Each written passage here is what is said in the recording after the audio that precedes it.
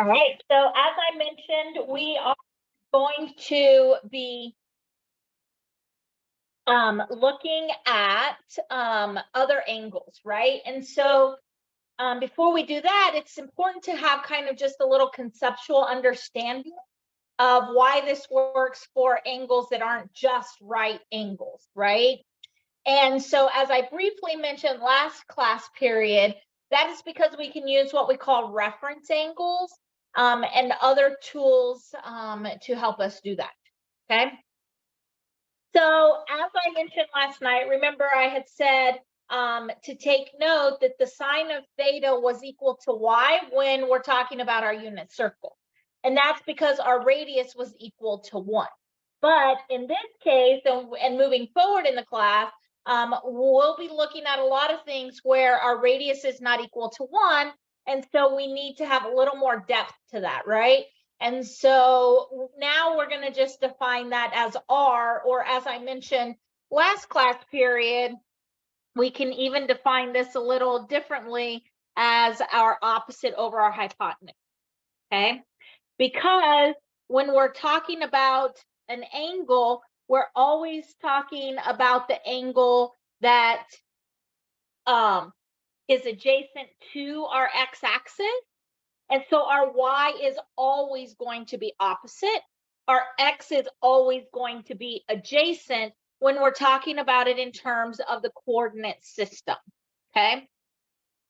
And then, so the rest of these also stand to be the same as well. It's just we're adding in that element of r for our radius because our radius is no longer going to always be assumed at 1, okay? All right, any questions so far? All right. So one of the important things to point out here is where we're going to have our functions positive and where our functions are negative, right? So makes sense in the quadrant 1, in our first quadrant, everything's going to be positive because our x's are positive and our y's are positive. Our radius is always positive. Radius is never negative. Okay, so you'll see that if my y is positive and my radius is positive, well, then my sine is also positive in that first quadrant. Okay, so all are positive in the right quadrant. Okay, next we can move over to the second quadrant. That is where my y is still positive, but my x is negative. So you can see here, y is positive, x is negative. So positive divided by positive, my sine is still going to be positive. But for my cosine, I have a negative and a positive, so that's positive. With my tangent, my y is positive, my x is negative, so it too is negative. So over here, my sine is what is going to be positive, okay? In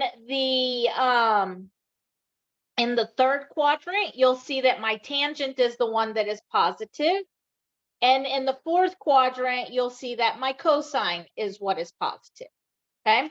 And the reason I just wrote the S, the T, and the C is because I want to give you a little thing to help you remember what that is, right? And so if you think about it, you could say all students take calculus, okay? And so that's going to help you to remember where certain things are positive or negative.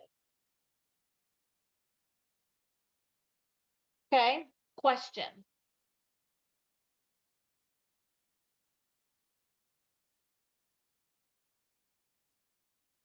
Okay. All right, so let's look at an example.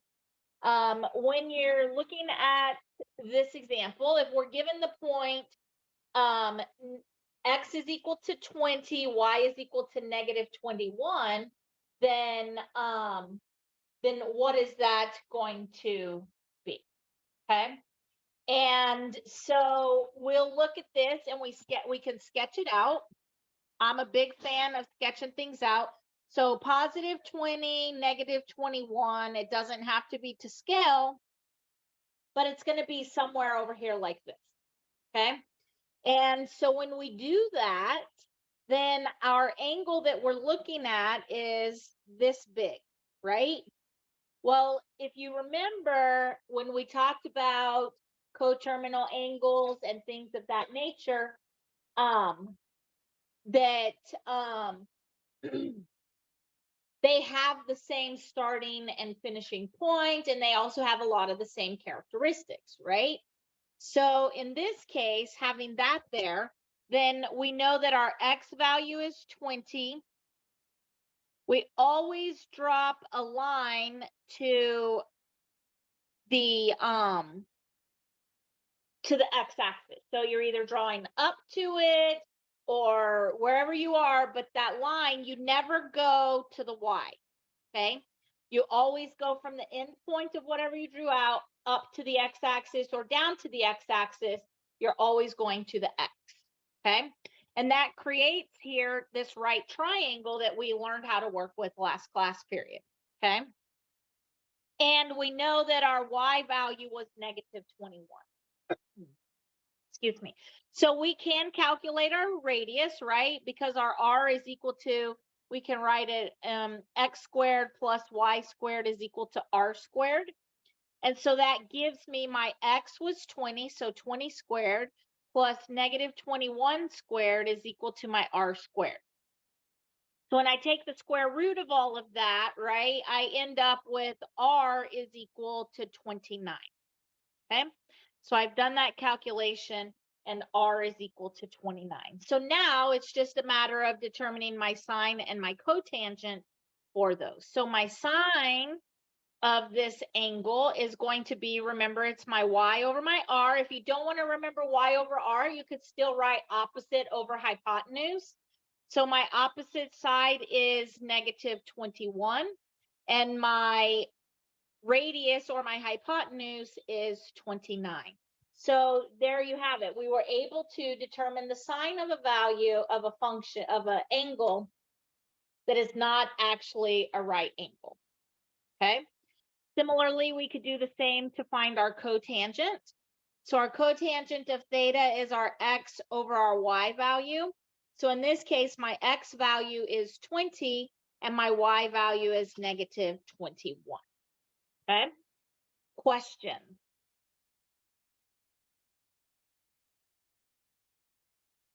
All right, so what you see down here at the bottom of that is what we call a quadrantal angle. And that happens when the coordinates land on our actual axes, right? So if it happens to land, let's say, that we are looking at something like this, and it lands right here on the axis, right? So for this, that is a 90-degree angle, right? Because our thing came right up here to 90 degrees. My x is equal to 0. My y is equal to 1. So x squared plus y squared equal r squared gives me 0 squared plus 1 squared equals r squared. So my r is also equal to 1. Okay. So in the same problem, if I'm looking for sine, cosine, and tangent, my sine of 90 degrees is equal to my y over my r, which is 1 over 1, which is 1. Okay. My cosine of 90 degrees is equal to my x over r, which is 0 over 1, which is 0.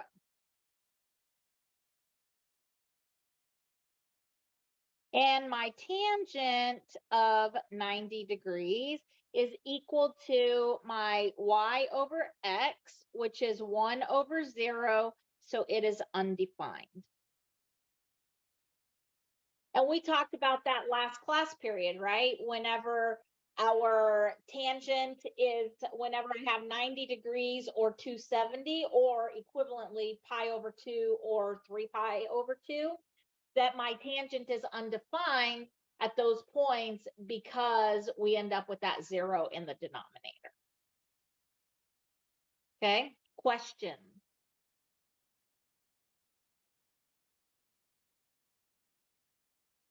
All right.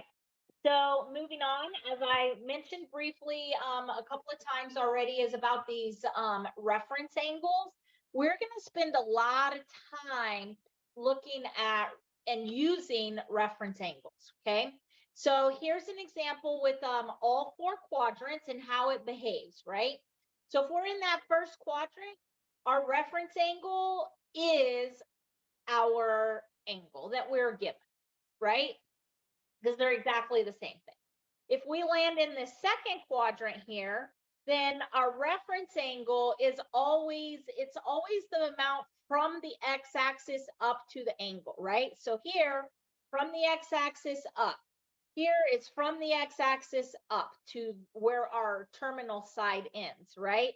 Or if we're in the third or fourth, it's from the x down, from the x down, okay? So that reference angle is, and so that will always give us an acute angle, all right?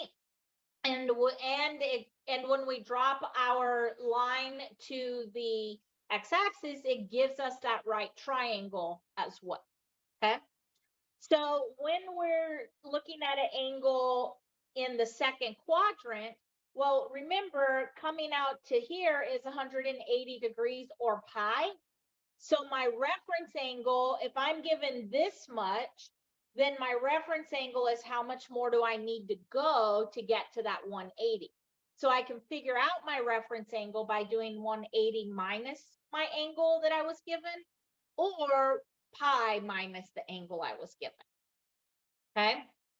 When we're looking at the third quadrant, then we're going to do the angle we were given minus off 180 degrees, right? Because we were given this, and we want to minus off all of this, so what is left is the difference. And then finally, for our fourth quadrant, we'll take 360 degrees and minus off the angle we were given, so that it eliminates all of this and just leaves us with that extra little piece, okay? Any questions so far? So what I want to do is I'm going to go through a few examples here, and I'm going to sketch them out to kind of help you visualize this process, okay? So if I draw this out here and I'm looking at 225 degrees, remember this was 180, this is 270 degrees. So I always just draw it right down the center, because all I'm really putting it here for is so I know which quadrant I'm in.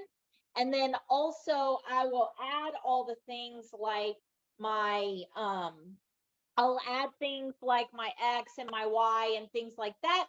They're never to scale, but they're here really just as a reference point for me to make sure I get everything placed in the right locations, okay? So I'm going to just draw it, my angle right down the middle, so it gives me the most amount of room on either side to write. And so this is my angle here, right? So I've gone 225 degrees is what my blue line is there, right? But I really want to know what this amount is, right? I only want to know that reference angle piece. And so I'm looking to determine what is this piece, right? And so to do that, all I have to do is take my 225 degrees minus off 180 degrees, and that tells me that this right here is 45 degrees.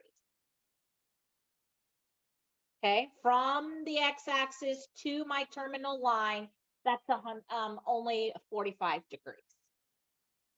Okay, questions?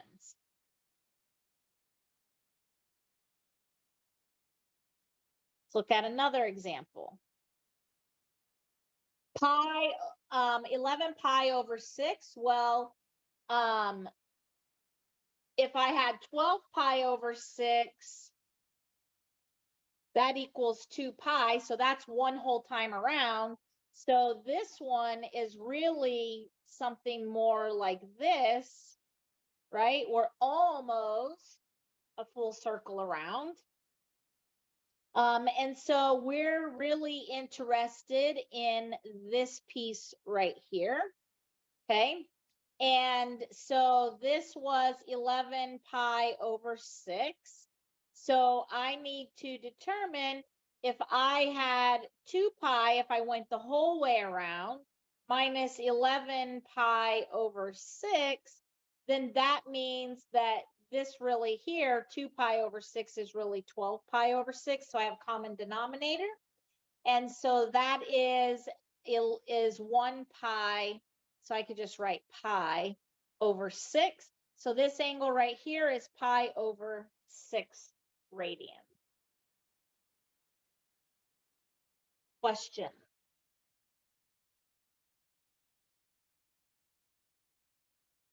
All right, let's keep going. Remember, when we have a negative angle, that means we have to go in the opposite direction. So this is negative pi over 3. So let's think about this. If I cut my pi into 3 pieces, so that's saying I'm taking this line right here and cutting it into 3 equal pieces. So I have 1, 2, 3. So let's graphically look at that. So that's saying that this is one piece, this is one piece, and this is one piece, right? So I've cut it into 3 equal pieces. My graphics aren't super great, so it may not look like 3 equal pieces, but that's what we're representing here, okay? So if we do it on that side, we could do it on this side as well. And so I put these in here to kind of help us, right? Because I need to go 2 pi over 3. So here's 1 pi over 3 in the negative direction. So here's negative 2 pi over 3, right? So I don't need these and I don't need this one. And I just need to know that I went from here to here, and that is negative 2 pi over 3. Okay? Hang on just a sec.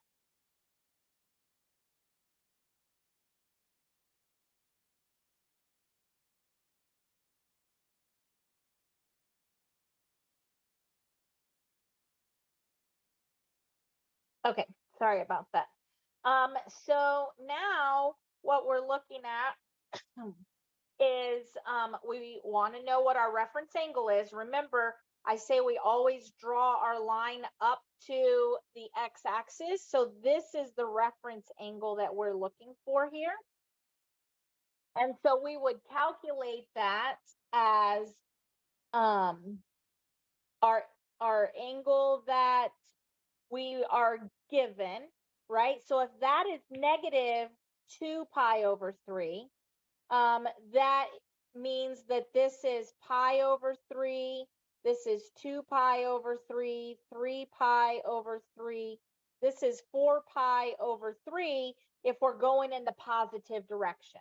And remember, the rule that we have tells us from the positive direction. So that angle is the same as, let me erase these out, but that angle, this is the same as 4 pi over 3, right? So negative 2 pi over 3 is exactly the same angle as positive 4 pi over 3, okay? So when we're calculating this, we would take our 4 pi over, let me get the right color. We would take 4 pi over 3 minus out our pi, or we could call that 3 pi over 3, just so they're in common denominators, and we're left with pi over 3. So this angle here is pi over 3. Okay? Questions?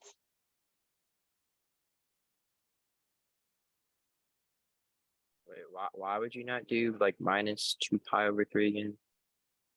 Because you could, but you have to do extra, you have to do different, right? Because then it's going to give you, if you gave negative 2 pi over 3 minus pi, that's minus pi 3 pi over 3. It doesn't, you know what I'm saying? Because it's not, you're not minusing off this, you're minusing off all of this portion of it. You know what I'm saying? So if you minus off the negative 2 pi over 3, you're not going to get the right what's left. So what you would have to do in this case is you would have to say this would be pi minus the 2 pi over 3, right? And so you have to think in a little bit different, right? So that's saying if I had gone all the way here, I would have been at pi, but I didn't go this, so I want to back off just this. So you can do that, or you can do the calculation from the positive angle. So either way, you get the same solution, but you just have to pay attention to, if it's negative, it goes second. If it's positive, it goes first.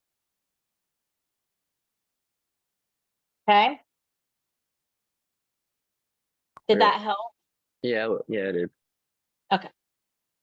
All right, and then the last one we have here, example-wise, is 390 degrees. So I've gone 360 degrees, and now I've gone 30 more degrees.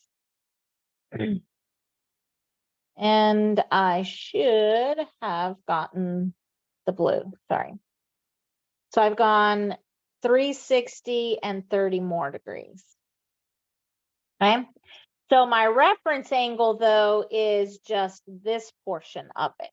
And so I would take this, I would take my 390 degrees. I want to back off 360 degrees of that, and it leaves me with 30 degrees as my reference angle.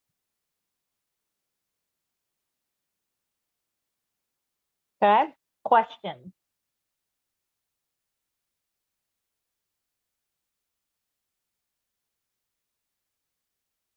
You minus the 360 because it wasn't in the range of 0 to 360, right?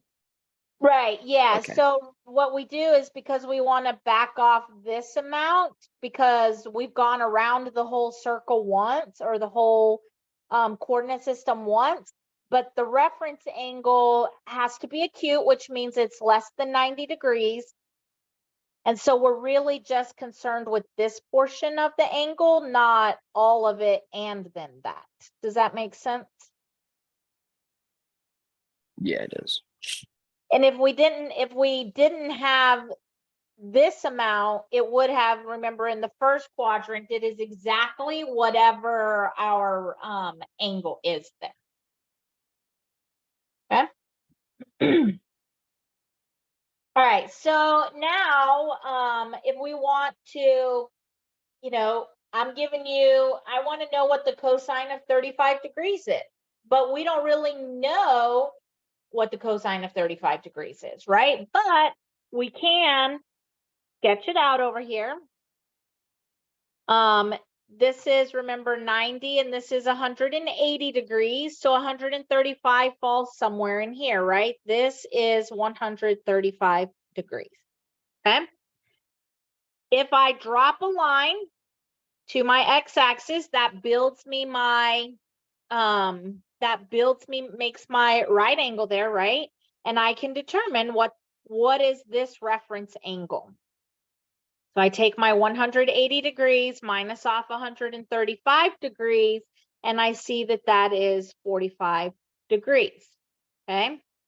Remember, our 45-degree angle, that's a special triangle, right? So if this is 40, let me back that off.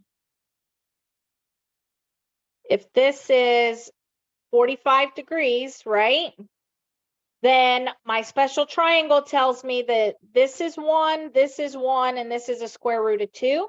I need to put the proper signs. My y is positive, my x is negative, my radius is always positive, okay? So now that I put those values on there, I know that my cosine of that 45-degree reference angle is equal to, so I know that the cosine of 35 degrees equals the cosine of 45 degrees.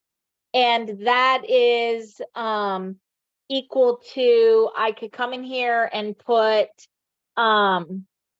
this is going to be my, in this quadrant here, it is going to be cosine of 135 degrees, because that's where we're at in the quadrant, right? Is my cosine is adjacent. So my adjacent is -1. Let me write that.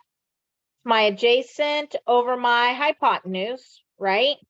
Or my x over my r. So that is -1 over square root of 2. Remember from yesterday, I said we have to rationalize our functions or our denominators. So that's times the square root of 2 over the square root of 2. And so that's going to give me a negative square root of 2 over 2. If you went and looked at the unit circle from yesterday at 135 degrees, you will see that that x value is negative square root of 2 over 2. Okay, so that is why I tell you, we're not memorizing the unit circle. We're going to calculate each and every one of those as we need them. Okay, question. So on the exam, if I had asked you, what is the cosine of 135 degrees? I would expect to see this little sketch, and then I would expect to see that it is -1 over the square root of 2, and then you make it square root of 2 over 2. Okay? I have a question. Yes. So if we already know the unit circle and we don't need to do the special right triangles, can I just write down what the points are? Like if it was, in this case, √2 over 2, can I just write that? Or Yeah, do I so the need thing to- is on an exam, they're probably not going to be this simple. Does that make sense? Well, yeah. So you would have to write down like the graphic. You can't, like, I'm not going to just accept the unit circle as Okay. as proof on the exam. That's why I'm very anti-memorizing the unit circle. Sorry. No, I I really understand. believe Okay. learning this process is going to help you in Calc 1, 2, and beyond. Okay. Um, Thank you. yeah. All right. So the next problem I have here is the sine of 240 degrees. Okay, so let's sketch it out. So we sketch that out, and we're looking at 240 degrees. So that's going to be somewhere down here, something like that, right? Let me do that a little better. Okay, 240 degrees. So now that is, we have that's 240 degrees. We're going to draw up to our x-axis. And so how do we determine that? So that is 240 degrees minus our 180. That means my reference angle is 60 degrees. So this here is 60 degrees. If that's 60, then this here is 30, right? And I always write the 30 because that reminds me that the square root of 3 goes adjacent to the 30 degrees. And I do know that the y is negative there, so we need to slap that negative on there. This is a -1, and this will be +2, right? Because our special 30, 60, 90, we have a 1, 2, and a square root of 3. And so we've memorized that little tidbit, okay? So now I need to determine what is the sine of 240 degrees. Well, the sine of 240 degrees, sine is my opposite over hypotenuse, or for my y over r. So in this case, my y is negative square root of 3, and my r is 2. I'm already rationalized, so I don't have to do anything else. So the the sine of 240 degrees is the negative square root of 3 over 2. Okay? Question.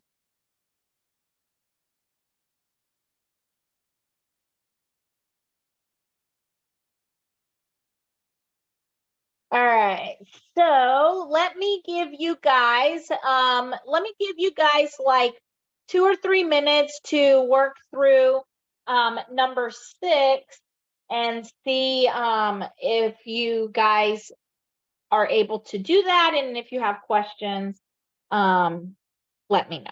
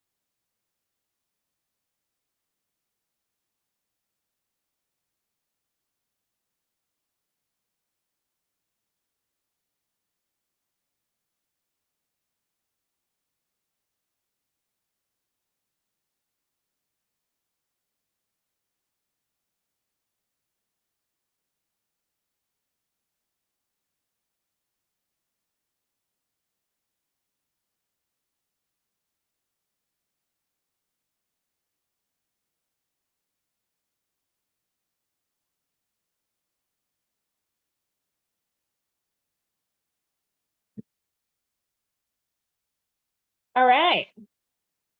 Was anyone able to come up with what the tangent of 5 pi over 6 is? What is our reference angle first?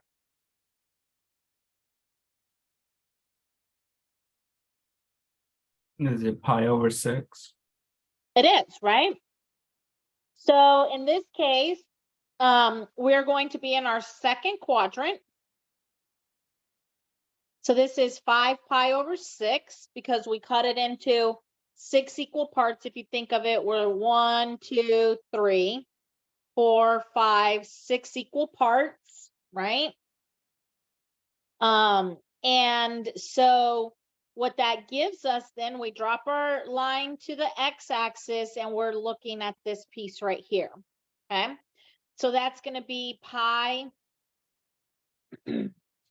minus 5 pi over 6. Well, pi is the same as 6 pi over 6, and that equals pi over 6. Okay, so when I'm thinking of pi over 6, that is also a 30-degree angle, because you could think about that. If I take 180 degrees and I cut that into 6 pieces, then that's 6 equal parts of 30 degrees. Okay. So that's 30 degrees. So I know my square root of 3 goes here. I have to give it the negative because my x is negative there. 1 here and 2 here. So my tangent of 5 pi over 6, tangent is my opposite over adjacent. or it is my y over x, okay? So my y is negative square root of 3 and my x is 1. I mean, sorry, my y is 1 and my x is negative square root of 3. I have to rationalize my denominator. And so that gives me negative square root of 3 over 3. Okay, question.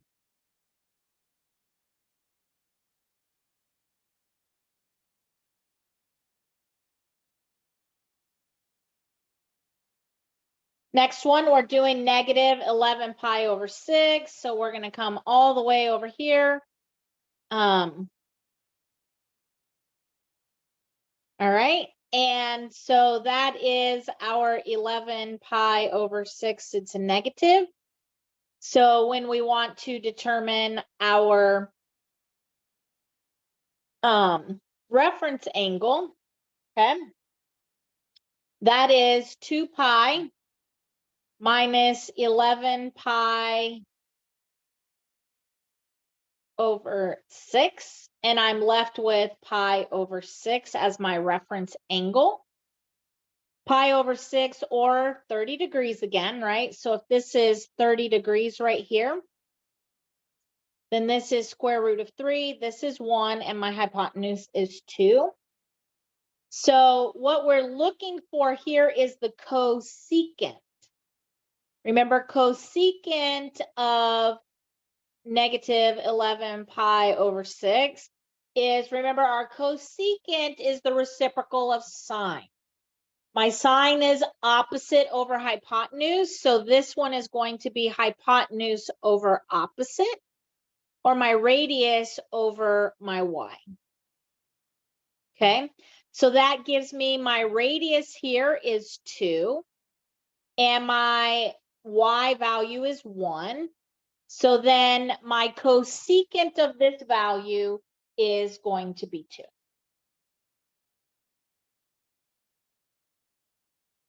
Okay? Question.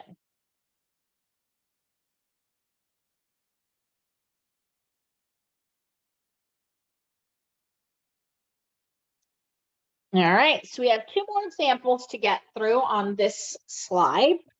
Really, it's just to make sure you guys have a wide exposure to a wide range of problems, because you're going to see some different types on your homework, and I just want to make sure that you've been exposed to as much as possible in class. Okay? All right. 540 degrees. There's 360.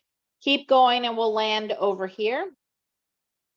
Okay, so this is 540 degrees. We've gone around one whole time and then some more. It actually, we're going to go all the way around and then land on the actual 180 degrees, right? 360 plus 180 is 540.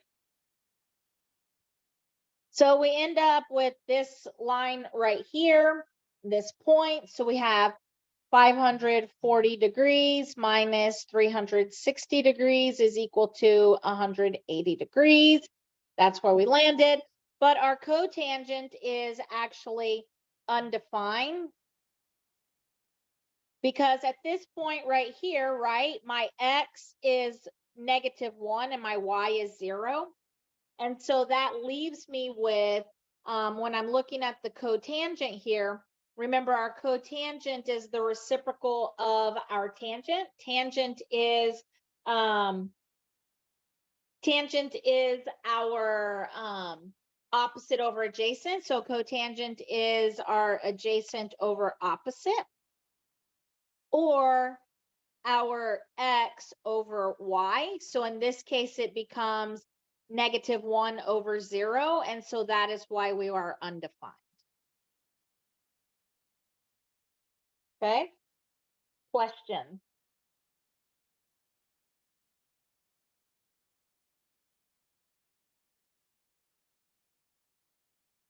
The last example I have for you on this slide is we have 5 pi over 3. Okay, so when we're dealing with 5 pi over 3, we draw up here to the axis, and we're looking at this piece of the angle here. So this gives me 2 pi minus 5 pi over 3. And so that is pi over 3, or 60 degrees. Okay, so we're looking at 60 degrees, which means my 30 degrees is here. So this is negative square root of 3. This is positive 1, and this is 2. So when I'm looking at the secant here, my secant is the reciprocal of my cosine. Cosine is my adjacent over hypotenuse. So this is my hypotenuse over adjacent, or my r over x. Okay, so my r in this case is 2, and my x is 1. So my secant of 5 pi over 3 is going to be equal to 2. Okay, questions?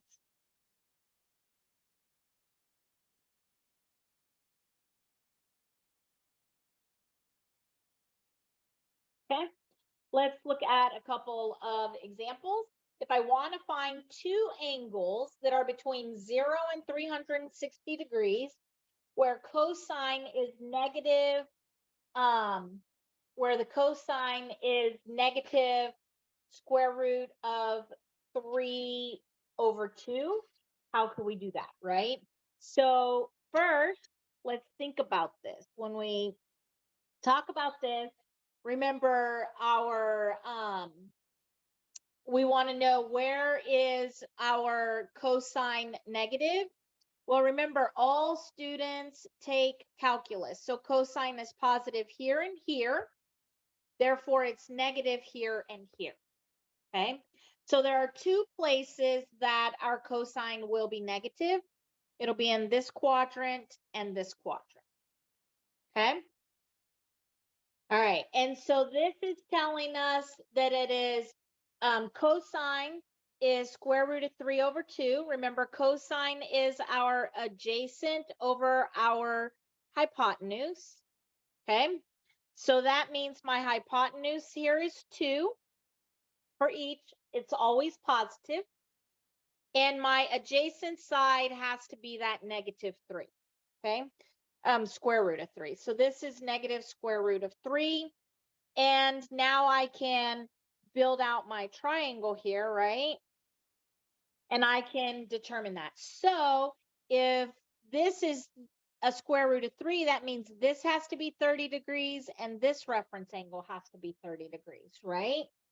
So I can calculate this one by taking 180 degrees minus off that 30 degrees, and that gives me 150 degrees. So that means this right here is 150 degrees. Okay, questions? I'm gonna do this. Okay, so this one here, I want to know this angle, right? Let me make that different. Let's go out and bigger. I want to know that angle, right? So that angle is going to be 180 degrees plus 30 more degrees. And so that is 210 degrees. So when you ask me to give you two angles that are between 0 and 360 degrees, and their cosine is negative square root of 3 over 2, those two angles happen at 150 degrees and 210 degrees. Okay, questions?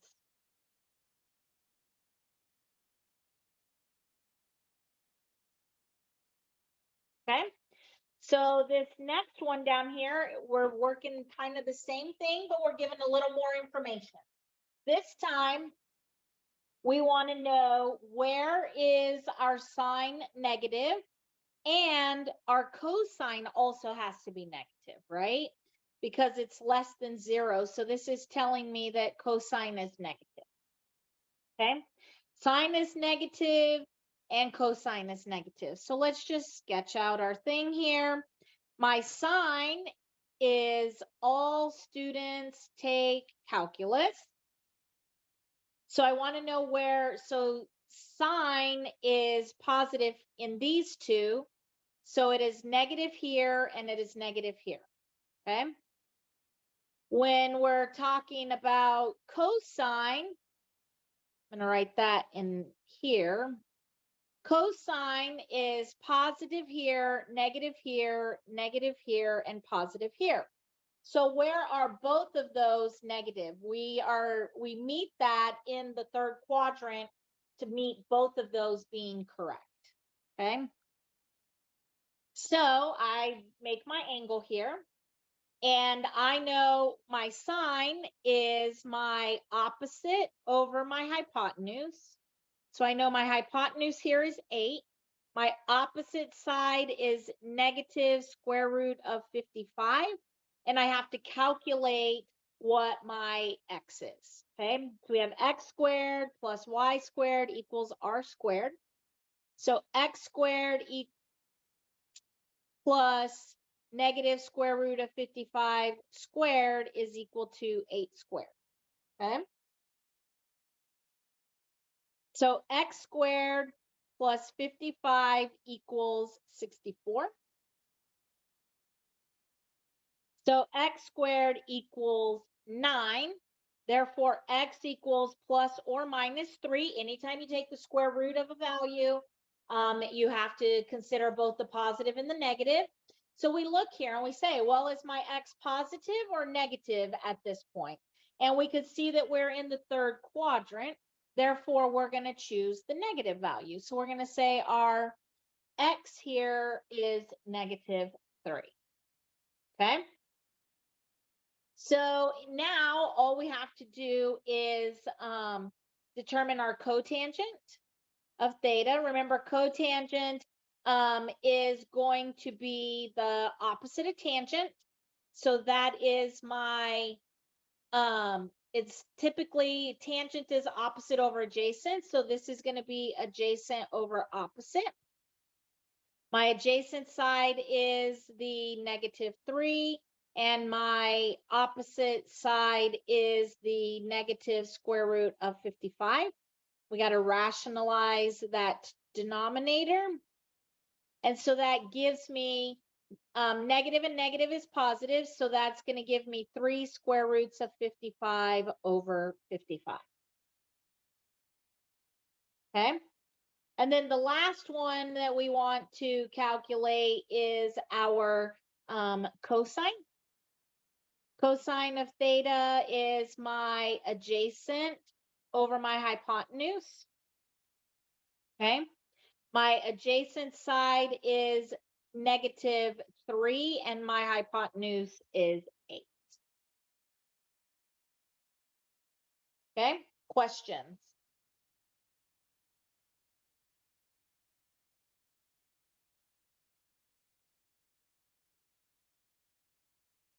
Okay. So the last topic for this section is, again, none of this is new, right? We saw it last class period. I'm just bringing it up front here so we can use these to help us solve this next problem. So we have our Pythagorean identities, we have reciprocal identities, we also have quotient identities that we can use to help us solve this, okay? Again, everybody needs to make sure and commit these equations here to your memory.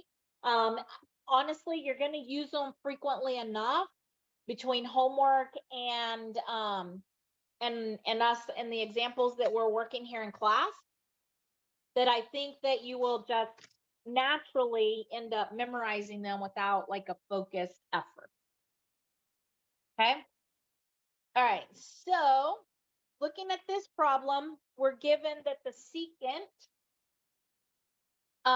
is 41 over 40. Okay. And it wants us to use the fundamental identities to solve this down, okay? So let's think about it first. Secant is the reciprocal of our cosine.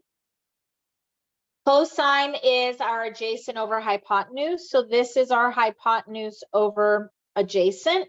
So we at least know that our x value is positive. We also know that our cosecant is, well, it tells us here that we're in the fourth quadrant, okay? So we're looking at this angle here too, and we want to use fundamental identities to determine the tangent and the sine, okay? So we have the secant, so we can use the fundamental identity of Pythagorean's theorem, which is tangent squared of theta plus 1 is equal to secant squared of theta. Okay, so we can minus 1 from both sides, and we get that tangent squared of theta is equal to secant, which was 41 over 40, squared minus 1. Okay, so this gives me 1681 over 1640 minus 1, which is really the same as 1640 over 1640. Okay, and so that gives me that my tangent squared is 81 over 1600. Actually, I don't know why I put 1640. This is 1600. 40 squared is 1600.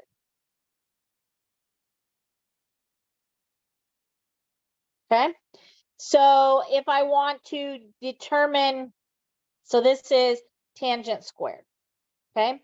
I want to know what tangent is, though, not tangent squared, so I could take the square root of both sides. That's the same as saying the square root of 81 over the square root of 1600. And so that is going to give me that the tangent of theta is 9 over 40. Okay? So, but as we took the square root of something, so it's actually plus or minus 9 over 40. We're in the fourth quadrant, so we know that in the fourth quadrant, if we had all students take calculus, we know that the tangent is negative in the fourth quadrant. So we would say that the tangent of theta then is negative 9 over 40. Okay, question.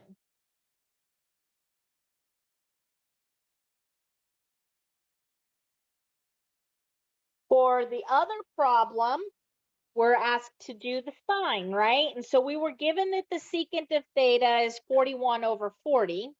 Remembering that the secant is 1 over cosine, right?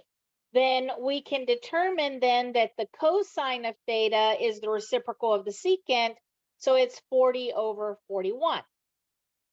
Now, because we have the cosine, we can use our other identity here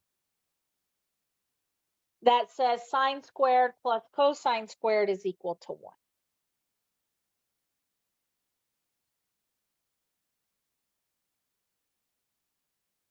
Okay? So we have sine squared of theta is equal to 1 minus cosine squared of theta, which is 1 minus 40 over 41 squared. Okay. And so when we do that, we get 1 minus 1600 over 1681. Again, we'll replace this 1 with 1600 over, or actually this time we do 1681 over 1681. Getting a common denominator there. Okay, and so this equals 81 over 1681. That is my sine squared of theta. Take the square root of both sides. And we get that the sine of theta is equal to plus or minus 9 over 41. In the fourth quadrant, is our sign positive or negative? It is negative, and so we would say that the sine of theta is equal to negative 9 over 41. Okay, question.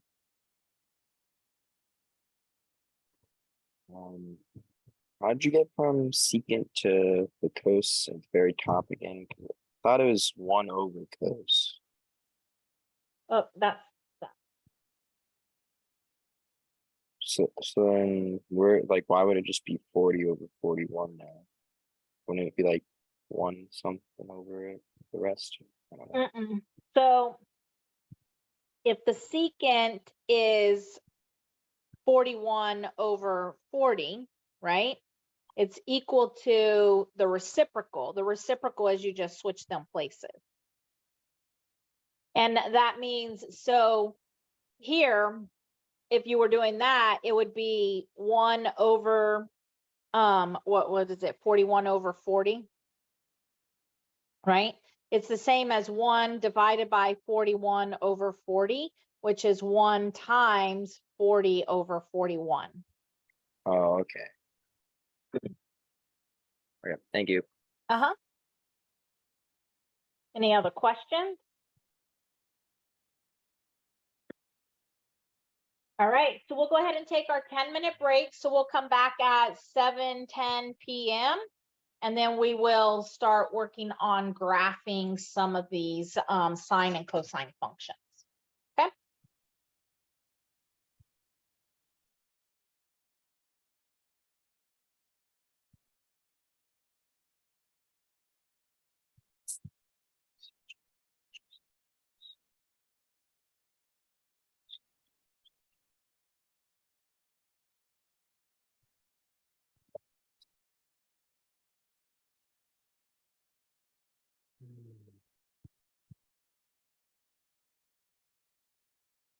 So secant 41 over 40. This it's the same. It's the reciprocal. You ain't muted, broski. Oh shit.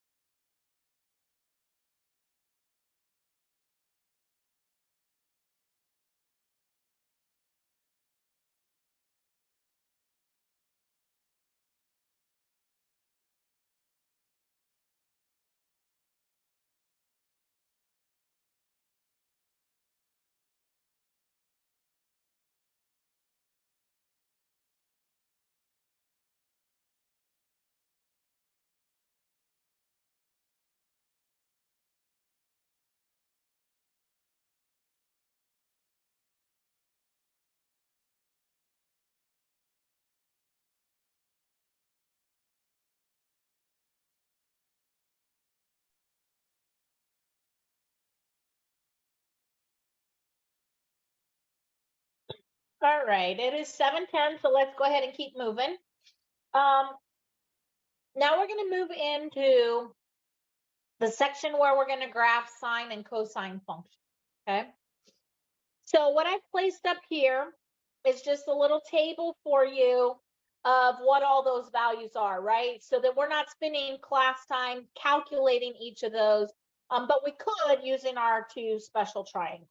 Okay. And so when we look at this, if you think about the circle, right?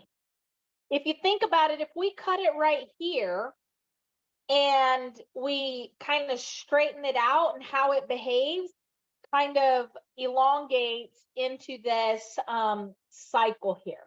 Remember yesterday, we talked about the period of our sine, cosine functions, and the period is 2 pi, right? So basically, if you look at this right here is what is our x-axis on our regular coordinate system. And this is the angles theta as they go around the circle. Okay. And so that helps us to see that our sine graph does one complete cycle every 2 pi. And then it literally just repeats for infinity in both directions. Okay. Question. So you can see here when my angle is 0, my sine is 0. When my angle is pi over 4 or 45 degrees, then my sine is square root of 2 over 2. Okay, when my angle is pi over 2 or 90 degrees, my sine is 1. And so on. Okay.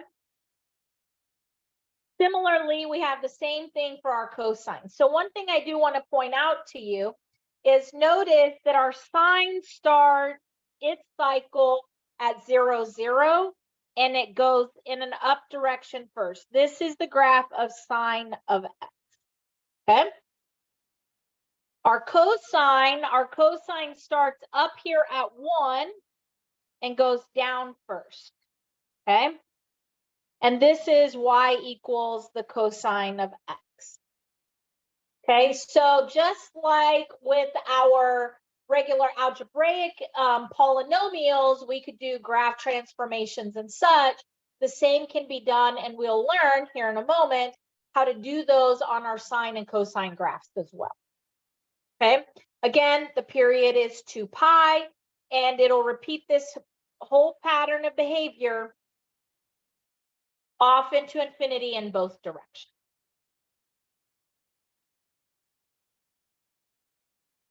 Question.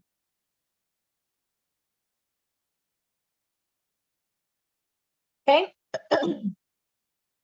So here's just another look at it. You could see the red graph is our cosine graph. The blue one is our sine graph. They're exactly the same graph if you shift them, either one of them in a direction by pi over 2. Okay. So if we were able to take that red line, like I have it right here, I'll just draw it, trace it, right? So I have this red line.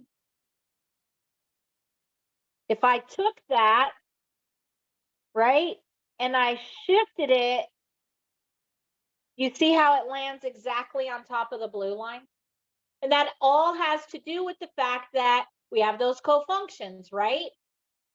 90 degrees or pi over 2 minus the angle that we were looking at gets us that cofunction, right? So initially, if we're looking at this right here, and I'm looking at, I don't know, let's say probably, would have been better to make this blue and move it onto here, right? So if I had that for my sine and I wanted to shift it over 90 degrees or pi over 2, right, in this into the oops, let me undo that, shrink it, and shift it over pi over 2, then I get back on top of that red line, which is my cosine. Okay, so some other tidbits of information here is the domain is negative infinity to infinity. We've covered all of this yesterday, right? And the range, it's going to oscillate between -1 and +1. You'll notice that it never goes higher or lower with the standard where it's just cosine of x or sine of x. Now, if we have transformations, then of course we can exceed that -1 or +1. But when we're talking about it on face value of that function as a standalone, the parent function, then it must go between -1 and +1. And then our period is 2 pi. Our sine is symmetric with respect to the origin. Our cosine is, and it's an odd function. And our cosine is symmetric with respect to the y-axis, and it's an even function, okay? And then, as I mentioned, if we shift our graphs by pi over 2, then we end up on the other graph, okay? Question?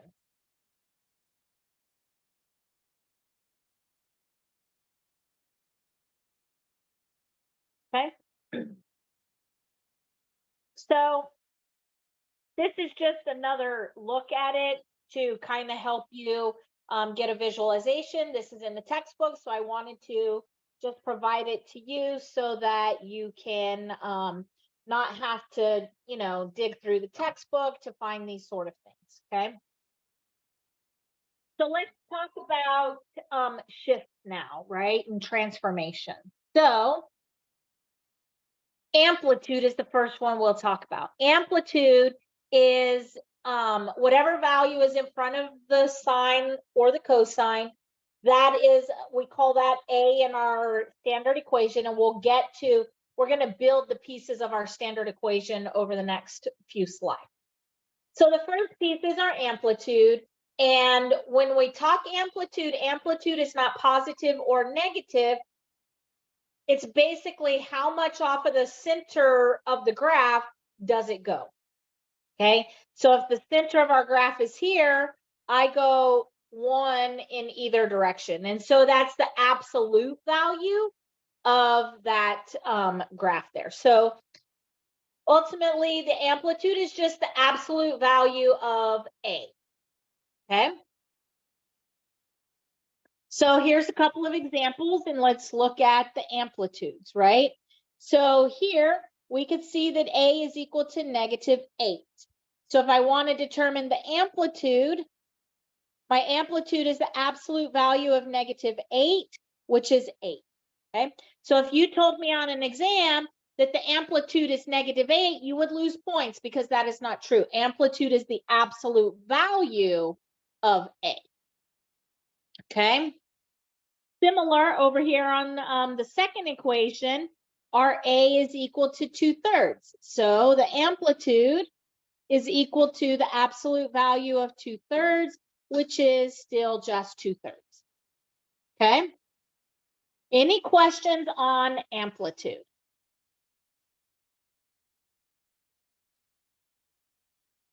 So now we'll get the opportunity to look at graphing a couple of these where we are now interpreting our, we're going to take into account the transformation as well, okay?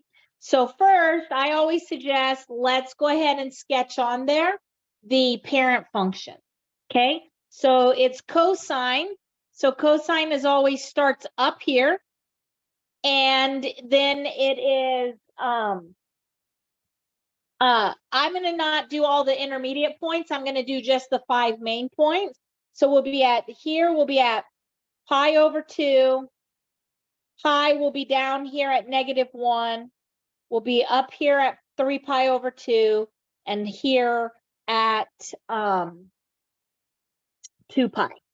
So when we graph this, because this is coming kind of like this, right? It'll look something like this, okay? Now we need to take into account this transformation. So now that is my amplitude is equal to the absolute value of 2/3, which is 2/3, okay? So now that's telling me I'm gonna go up 2/3 and I'm gonna go down 2/3 off of that center line, okay? So now my points are here.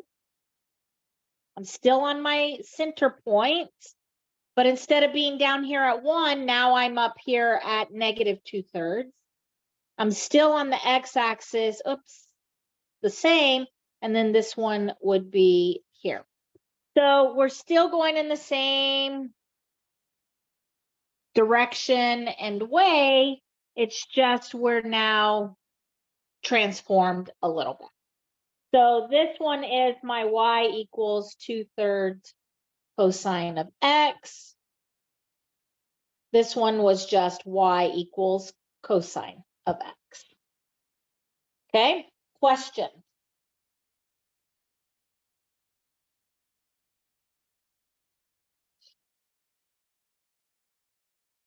Okay, let's look at another example. So this next one is -2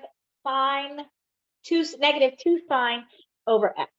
Okay, so this negative tells me that I am going to reflect across the x-axis.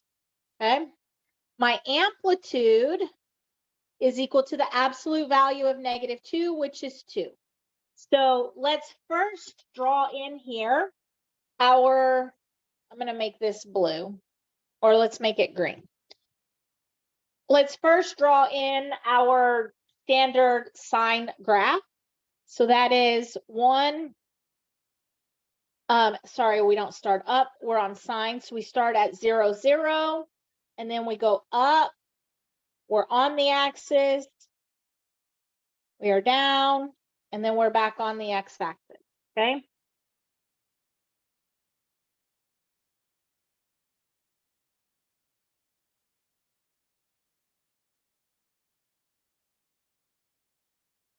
Okay, so we look something about like that. That is our y equals sine of x. Now, when we want to put these transformations in there and we're reflecting, remember when it's a positive graph, it goes up first. When it's a negative graph, we're going to go down first. So these 5 key points here are what we're going to reflect them on the axis. Now, this is going up 2 and it's going down 2. So our x-axis, those points all stay the same. What changes is normally if it was still positive, we would go up here to 2 and down here to 2. But because of the negative on this, we have to reflect the x-axis. So this actually comes down and it's this point right here. And this one goes up and it's this point right here. Okay, so we can erase those out. And our graph then for our sine, our -2 sine, is going to look something like that.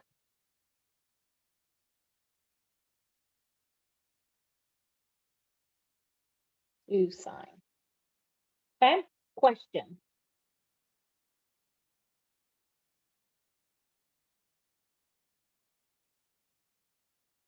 Okay, some more information for your knowledge. Sometimes we're going to have other types of transformations, right? And so now we're going to start looking at, what if I have something, my x value multiplied by something, right? And so this is going to impact my period. So we can calculate a transition or a transformation based on a period by doing 2 pi divided by whatever that value is in front of b, right? So if we're looking at this case, we have sine of 2x, then my b is 2. So I would say 2 pi divided by 2 equals pi, and my period is now pi.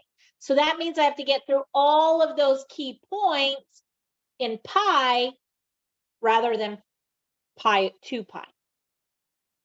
Similarly, if my b was 1/2, I have 2 pi divided by 1/2. That's 2 pi times 2 over 1. So my period becomes 4 pi. Okay. And so now I do that whole entire graph stretched out over 4 pi instead of in 2 pi. Okay. And you can use this system here to help you determine your endpoint. Okay. So if I had my endpoints are going to be the start of my cycle. So we just do 0 less than or equal to bx less than or equal to 2. So this example, we're looking at our 0 divided by b is still going to stay at 0, right? And so our endpoints are going to be for sine 0 and 2 pi, whatever the period is, basically. Okay. All right. Question.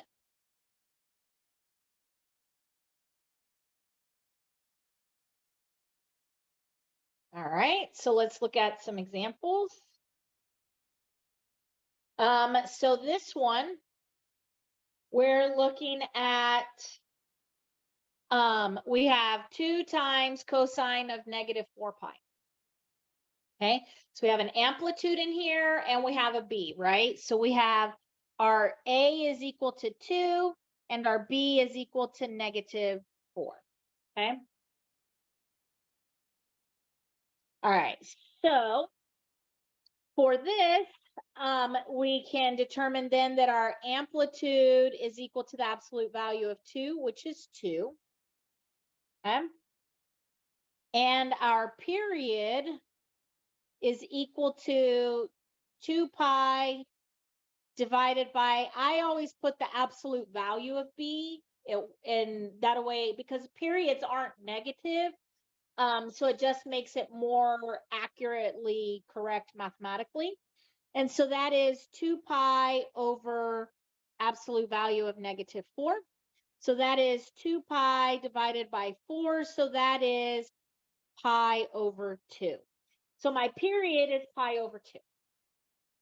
Remember, I need to break this up. All of our graphs, if you look at these, I have 1, 2, 3, 4 equal parts, right? I have 4 equal pieces, 5 parts, or 5.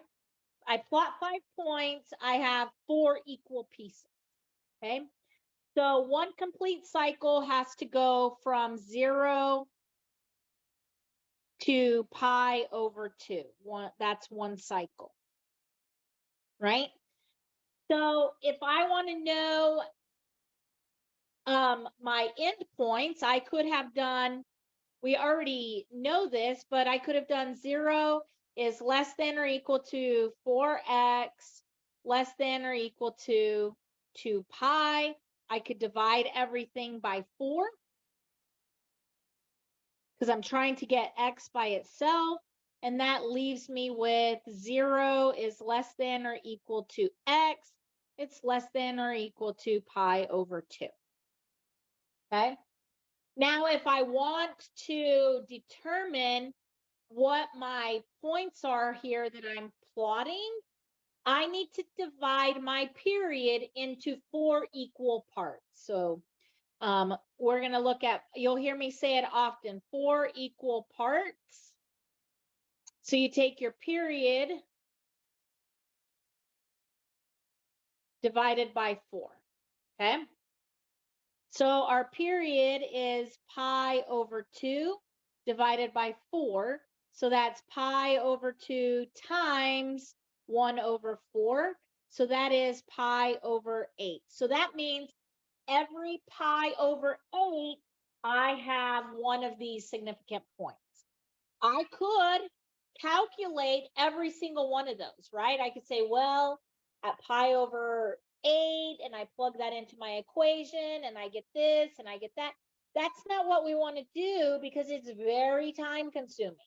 We want to be able to use these techniques of what we know about transformations and make those shifts, okay? All right, so I know that I am, this is sine or cosine? This is cosine. So, excuse me. If I was to put in my regular cosine, that would be, it would be up here at 1. And then my next point is here because that's pi over 2. But because we're elongated so much, I can't even put my original cosine on this graph. Okay. But we do know that our original cosine kind of looks something like this, right? It's up here. It's on the axis, it's below the axis, it's on the axis, it's above, right? That's my 5 point. So this, my A is positive, so I'm still going to be looking like this. Except now I have a key point at every pi over 8. So, and my amplitude is 2. So now instead of being here at 1, I'm up here at 2 for my amplitude. Okay. If I'm up here at 2, then my next thing, I'm at 0, right? My x is 0. So if my x is 0, so I'm starting out at the point 0, 2, right? So my next point, I'm at 0 and I'm adding pi over 8. So that gives me pi over 8. Okay. So this point's going to be at the point pi over 8, and my y will be 0. Okay, so I would come up here, and my first point is at 0, 2. Now I'm at pi over 8, 0 for my next point. Now my next point, I start at pi over 8, and I add pi over 8, right? Because our equal parts are every pi over 8. So this gives me pi over 4. So at pi over 4, now I'm going to be down into the negative wherever my amplitude was, which was negative 2. So at pi over 4, I'm down here at negative 2. Okay. Then my third point, I start at my pi over 4 and I add pi over 8. And that's going to give me 3 pi over 8. And I'll be back up at 0.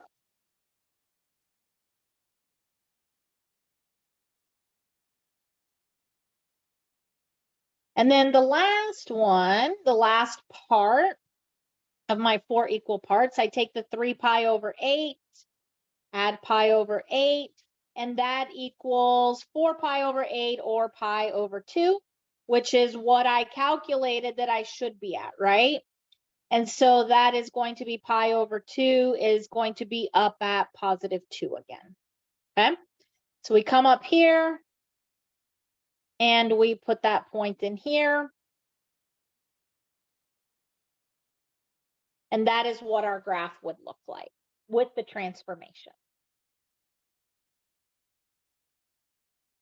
Okay, questions?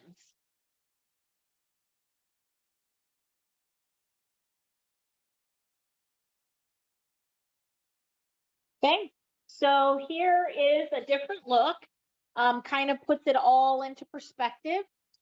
This is the standard equation, right? So that is, if I say put something in standard form, this is what it would look like. Now, before I only introduced you to sine or a times sine bx, but now we're introducing a c and a d. The d, that's really just like a vertical shift, right? So it is, am I moving it up 3 units? Am I moving it down 3 units, etc.? If you think about with our pre-calc 1 type of transformations, remember we had that was x minus h, right? That's what this bx minus c is really, okay? And so this h helps us with, in Precalculus 1, we called it horizontal shifts. In trigonometry, it's called a phase shift, okay? So we're shifting it left or right still, but we call it a phase shift, okay? Here's how we calculate our phase shift. We take our C. So first of all, we start out with 0 is less than or equal to bx minus c less than or equal to 2 pi, right? So we're just taking a full lift of what comes directly after the sign and is in those parentheses. Okay, to do calculations on it, we're going to add c. Whatever we do to one side, we have to do to all sides. Okay, so if we add c to all of those, then we end up with c is less than or equal to bx less than or equal to 2 pi plus c. Okay, now we want to divide everything by b because we're really ultimately trying to get x by itself. So that gives me c over b less than equal to x less than equal to 2 pi plus c over b. Okay, questions?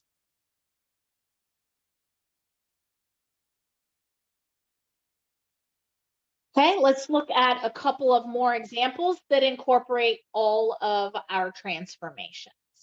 Okay. All right, so this one we have we have our A is equal to 3, our B is equal to 2, and our C is equal to pi over 4.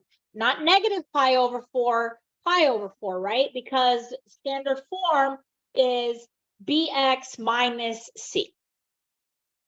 Okay, so our amplitude is equal to absolute value of 3, so 3.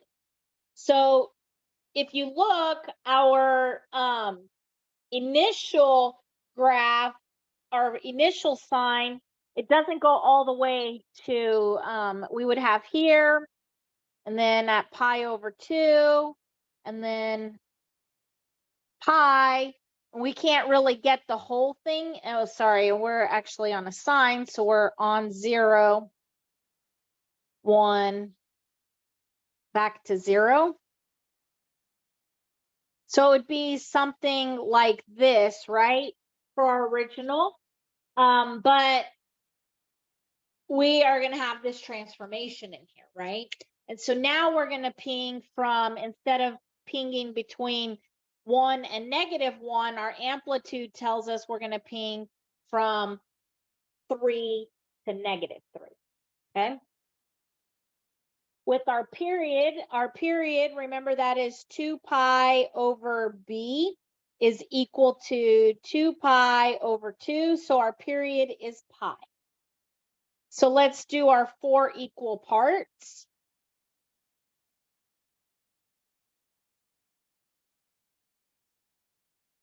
So that is going to be pi divided by 4, right? Because that's pi divided by 4 pieces.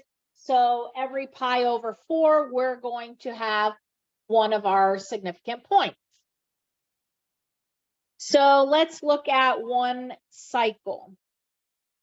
Okay, so when we're looking at one cycle, I have, that's my zeros less than or equal to 2x minus pi over 4 less than or equal to 2 pi. So I want to add pi over 4 to both sides.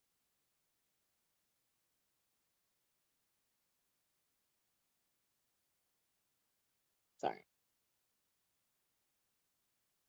Okay, so we've added pi over 4 to both sides. That gives me pi over 4 is less than or equal to 2x, less than or equal to 9/4.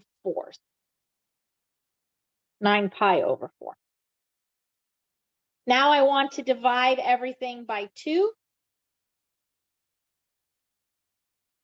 Okay, and that's going to give me pi over 8 less than or equal to x less than equal to 9 pi over 8. This is significant because this is where I start and this is where I end. Okay, if I do the difference between those, I take my end point minus off my start point, I get 8 pi over 8, which is reduced to pi, which is exactly what my period is. Okay, so you can always do these checks to make sure you're doing your calculations correctly. Now let's calculate our 4 equal parts. Okay, our first part, remember, is we're starting at pi over 8. So we start at pi over 8 and 0 because we're sine. If we were cosine, it would be 0 plus our amplitude. Okay. So our second point, or our first point outside of our start, is going to be our pi over 8 plus our equal part, which is pi over 4. And so that equals 3 pi over 8. And so we're going to plot 3 pi over 8 and our amplitude, which is 3. Our second point, really what you're doing is you're taking this 3 pi over 8, you're bringing it down, adding your equal part, and that gives me 5 pi over 8. So my next point is 5 pi over 8, and I'm back on my x-axis. Next point, we bring the 5 pi over 8 down, add our pi over 4 equal part, and we're going to get 7 pi over 8. And now we're going to be below our x-axis by our amplitude. And so this is 7 pi over 8 at negative 3. The last point that we need to plot, we bring the 7 pi over 8 down, add to it our equal part of pi over 4, and we get 9 pi over 8. And we are back up on our x-axis. So these are the 5 points that we need to plot for our graph. So we start at pi over 8 and we're on, pi over 8 and we're on. Then we go up to 5 pi or 3 pi over 8. 3 pi over 8, we're up at 3. Then we're 5 pi over 8, we're at 0. And then 7 pi over 8, we're at negative 3. And 9 pi over 8, we're back up at 0. Okay. So you can see our graph has shifted to the right by pi over 8. And we also have a taller amplitude. So instead of oscillating between 1 and negative 1, we're oscillating between negative 3 and positive 3. Okay, questions?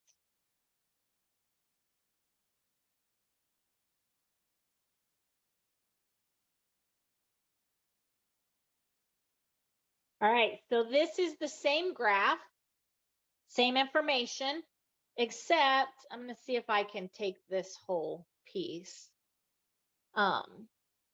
Actually, I'll just regraph it in. So let's graph what we have done over here.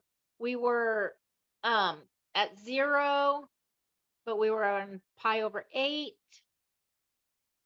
Did this one have a 2 in it? Yeah, it did.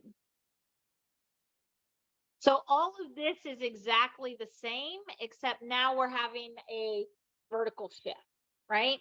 So I'm going to go ahead in the purple I'm going to graph it exactly how we had it on the previous slide. So we're at 0, and then we're at 3/8, 5/8, 7/8, and 9/8.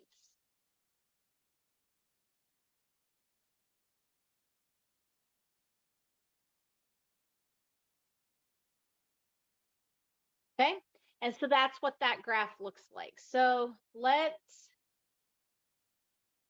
go ahead and make a copy of this.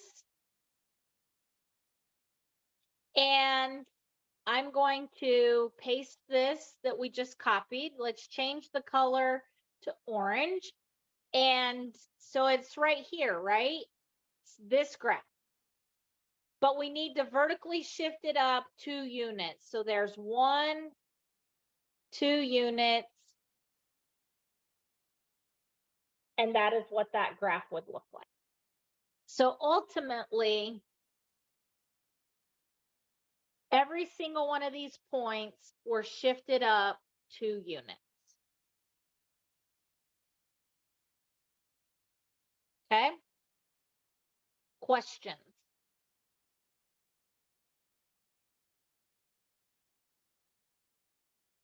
All right. So the last thing I have for you is I'm just putting it all on one slide for you in case you wanted to print something out, have it for your study purposes or whatever. But this will give you the opportunity to have it all here in one place, right? So our amplitude is the absolute value of A. Our phase shift or our period is 2 pi over the absolute value of B. Our phase shift can be calculated by C divided by B. That tells me if it's positive, I'm shifting to the right. If it's negative, I'm shifting to the left. Okay, so just as we experienced over here, we had this was technically it's a positive 4, right? I mean pi over 4. So positive, we ended up shifting to the right. Okay. And so you can use this information, and then D is our vertical shift. So our vertical shift is the up or down. Okay. All right. Questions?